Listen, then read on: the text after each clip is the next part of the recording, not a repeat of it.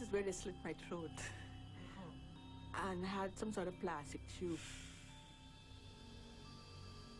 The IV site went bad here, and they cut it out and left me with a scar. And I also have the scar from my feeding tube. My body is scarred now. 34-year-old Haslyn Bostwick is a native of South America who lives in Fort Lauderdale, Florida. Haslyn knows a lot about one particular parasite, Plasmodium falciparum. It is the most deadly of all parasites and more commonly known as malaria.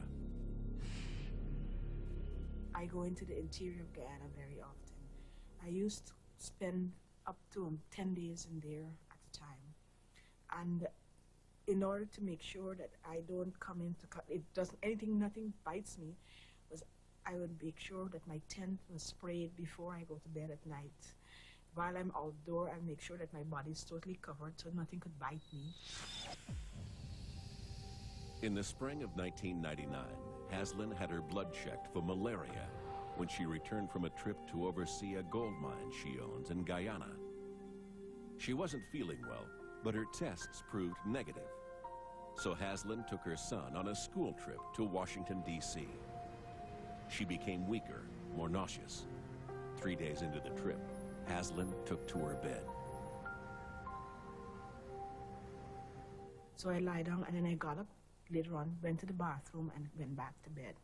And when I went back to bed, I never got back up again. Haslyn Bostwick slipped into a coma. She was taken over by the malaria parasites. Haslyn joined the ranks of 250 million victims around the globe who contract malaria each year. 3 million of those people die, and it's the young who suffer the most. Every 30 seconds of every hour of every day, the malaria parasite kills a child.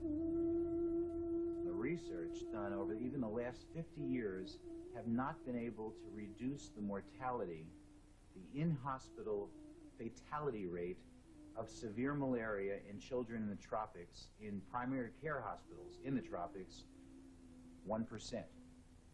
Nothing that we've done has been able to reduce the mortality of severe malaria. Malaria had been a mystery for centuries. No one knew exactly where it came from, nor how it was passed from victim to victim. The evil illness seemed simply to emerge from the stale air around swamps. In fact, the literal translation of malaria is bad air. In 1880, a protozoan parasite was found living in the blood of malaria patients. The female Anopheles mosquito was soon identified as the vector for the malaria parasite.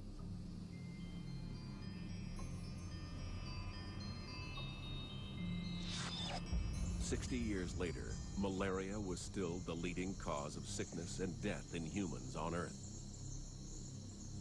The medicine quinine, made from the bark of the cinchona tree, had been used to ease symptoms for 400 years. But it took until the 1950s to find hope in a weapon that would wipe out malaria's carrier. Chlorinated hydrocarbon insecticide, DDT. There was nothing quite like it before, and there has been nothing like it since. Here was a chemical that could be sprayed on the walls of a house, and for up to 6 months, any insect that rested on that surface would die. It was then thought to be non-toxic to humans, and it was inexpensive to manufacture.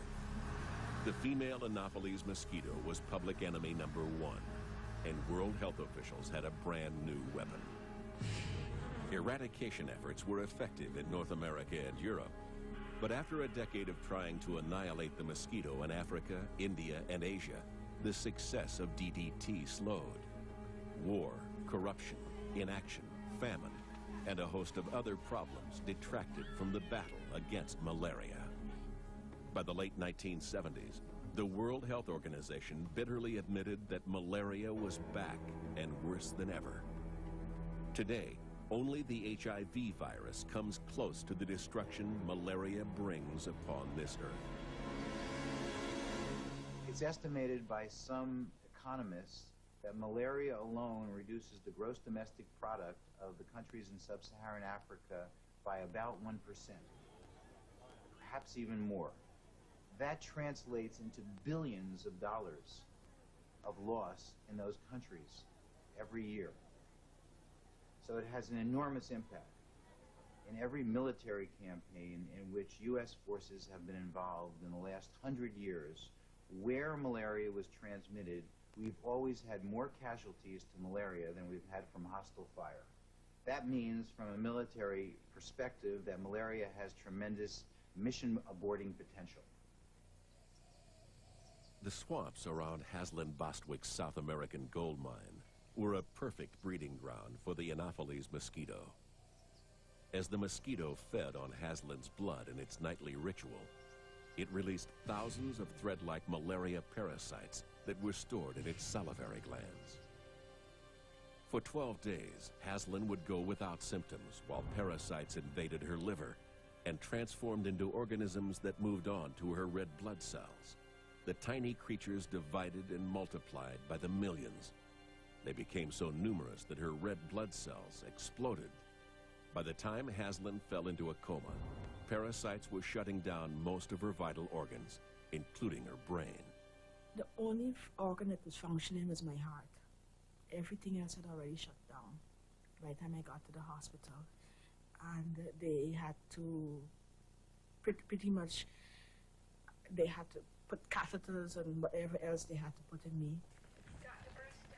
Dr. Stephen Hoffman was rushed in to work with Haslen. So what was going on was these parasites were binding to these small blood vessels in her brain and blocking up blood flow. If there's no blood flow, then no oxygen gets to your brain, and you slip into a coma. After centuries of suffering and death, decades after the discovery that malaria is a parasite, and research into a cure, there is still no effective modern drug to combat malaria in its late stages. And there is no practical vaccine against malaria. We're in a situation where the two major drugs in this world used for treating severe malaria, cerebral malaria, severe malarial anemia, hyperparasitemia, high levels of parasites in the bloodstream, are quinine and artemisinin derivatives. Both of those have been available for hundreds, if not thousands of years. It's not that we haven't developed new drugs for treating the parasite, but that the parasite has either developed resistance to those drugs or they're actually not as good as these age-old remedies.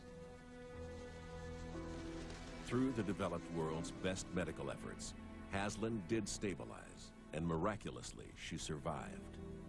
After 5 weeks of devastating illness, Haslen responded to treatment and has been malaria-free ever since. This particular parasite kills. And not